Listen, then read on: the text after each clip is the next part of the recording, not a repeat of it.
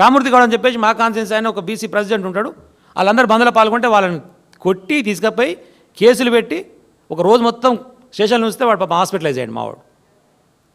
మరి మీరే వచ్చి నిలబడతారు బీసీ బంధులా, మీరే జనాలు పట్టుకుంటారు, మళ్ళీ మీరే కేసులు పెడతారు. ఇవన్నీ కూడా ప్రజలు గమనిస్తున్నారు. ఒక నాయకుని గురించి, ఒక స్థాయి కలిగిన నాయకుని గురించి మాట్లాడేటప్పుడు ఒళ్ళు దగ్గర పెట్టుకొని మాట్లాడితే బాగుంటుంది లక్ష్మణ్ కుమార్ గారు. ఇక ఓటీపీ కేసులో వన్ టైం పాస్వర్డ్ అంటారు కదా, ఇవన్నీ ఒకసారి వచ్చేది కేస్తే మళ్ళీ గెలిచేగా పీకేగా వీడుతున్నా ఏది కూడా లేదు. ప్రజలకు కూడా అర్థమైపోయింది. అంటే పక్క కాన్స్టిట్యున్సీలు సింగరేణి, ఇప్పుడు శ్రీధర్ బాబు, ఈయన శ్రీధర్ బాబు మనిషి అంటారు. మరి శ్రీధర్ బాబు కాన్స్టిట్యున్సీలో డిఎంఎఫ్టీ ఫండ్లు 100 కోట్లు తీసుకపోయి డెవలప్మెంట్ చేస్తాడు.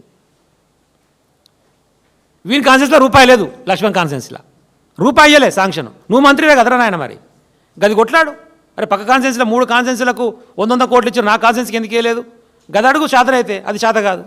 జరిగిందా మరి క్యాబినెట్లో చర్చ? కొండ సురేఖనైతే చర్చకి క్యాబినెట్కి రానట్టుంది. లేకపోతే కొండ సురేఖ క్యాబినెట్లలో కూర్చొని మా మహిళలకు 2500 ఇయరని కొట్టాడిందా, అడిగిందా? గిదే పంచాయతీలు కదా. నీ కమిషన్ ఏంది, నా కమిషన్ ఏంది, కాంట్రాక్ట్ నీకా నాకా? గీడేను పక్కపొంటి వేణుగోపాల స్వామి టెంపుల్ ఇప్పుడు నరసన గుర్తు చేస్తుంది నాకు మా వేణర్ గారు. వెనుక ఒక ప్రైవేట్ ల్యాండ్ ఉంది, దానికి దారి లేదు. ఆ దారి ఇస్తేందుకు ఆ దారి మందం ప్లేస్ మీకు ఇస్తే వేరే ప్లేస్ ప్రైవేట్ బయట ఇరని చెప్పేసి ఆ దేవాదాయ శాఖతో మాడుకొని కొండ సూర్యకేదంతా మాట్లాడుకుందాం పాప మాడుకొని ఆర్డర్ ఇచ్చారు. కథం ఇప్పుడు ఆ 140 ఎకరాలు మొత్తం పోయి ఇక నల్లదమ్ములు దిగిరు ఉంటారు కదా, ఆ నలుగురు రేవంత్ రెడ్డి అండ్ బ్యాచ్ వాళ్ళు దిగిరు. దిగి ఏం సంగతి ఈ సంగతి చెప్పురి, 140 ఎకరాలు ఇప్పుడు మాకు ఇస్తారా ఇయ్యరా అని చెప్పి పంచాయతీ స్టార్ట్. దీని ఏమన్నా దండుపాలెం బ్యాచ్ అనకపోతే మేమనలే, ఆ నలుగురు ముచ్చట.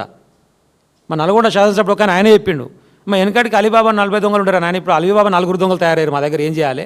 అలీబాబా అంటే ముఖ్యమంత్రి అంటే వాళ్ళ అన్నదమ్ములు 4 అట, ఏం చేయాలి మేమని చెప్పేసి వాళ్ళు మాట్లాడుతున్నమాట.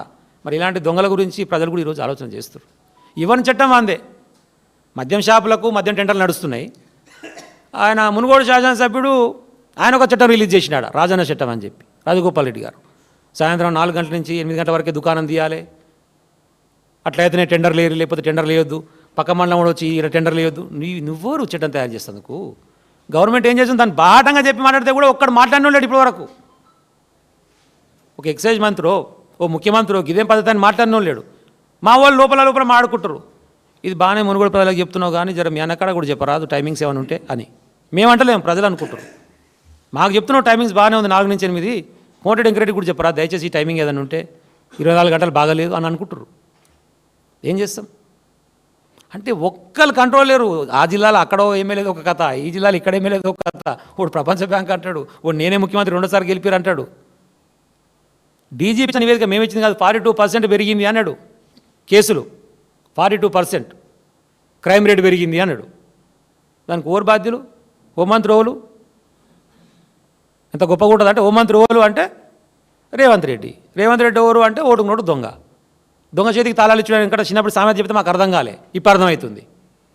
మరి ఆయన చేతికి తాళాలు ఇచ్చిన తర్వాత ఆయన ఏలుబడిలో కనిపిస్తున్నాక రాష్ట్రంలో క్రైమ్ జరగకపోతే ఏం జరుగుతుంది? ఇవన్నీ కూడా జూబ్లీహిల్స్ ప్రజలు కూడా గమనిస్తున్నారు. వారికి బుద్ధి చెప్తానికి సిద్ధంగా ఉన్నారు. దాంట్లోకి వెళ్ళి భయంలోకి వెళ్ళి బయటకు వచ్చే ఏదో డైవర్ట్ చేయడం కోసం, ఏదో క్రియేట్ చేయడం కోసం, ఏదో పంచాయతీ పెట్టడం కోసం రకరకాల ప్రయత్నాలు చేస్తారు. మీరు మాట్లాడేటప్పుడు ఒళ్ళు దగ్గర పెట్టుకొని మాట్లాడుర్రి. ఇక మీదట ఎప్పుడు మాట్లాడినా నా ఇష్టం వచ్చినట్టు మాట్లాడతా అంటే తెలంగాణ ప్రజలు ఉపేక్షించరు. మళ్ళీ ప్రజాక్షేత్రంలో బుద్ధి చెప్పడం అది ఎట్లా ఖాయం. కానీ మీకే నోరుందని మాట్లాడితే మీకంటే గట్టిగా మాట్లాడగలుగుతాం, మీకు కావాల్సిన లాంగ్వేజ్లో చెప్పగలుగుతాం.